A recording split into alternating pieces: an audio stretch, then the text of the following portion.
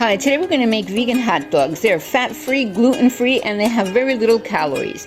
So you have to place 1 cup of brown rice or any other rice that you have in 3 cups of water. We add a carrot and a tiny beet. We place over the heat, and once it starts to boil, we leave it for 20 minutes or until the rice is tender and the water has evaporated. We take the beet out and we place it in the food processor. We add a tiny piece of beet and we process it all, and it has to be a pink color. If it's not pink, you can add a little bit more of beet to it, or you can leave it like that if you want.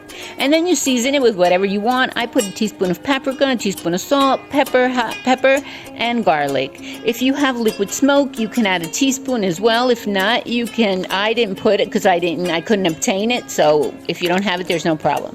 And then we add 3/4 cups of lentil flour and 3/4 cups of soya flour.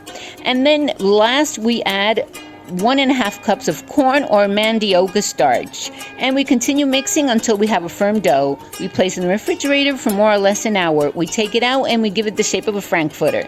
You can store them in the freezer, or you can just place them in a greased pan and cook them in the low heat. And you roll them from time to time. In 10 minutes they're done. And you can just eat them with bread, or just serve on a plate and eat with whatever you want, with mashed potatoes, with rice, with tomatoes, or whatever you like. Hope you guys like it. Bye.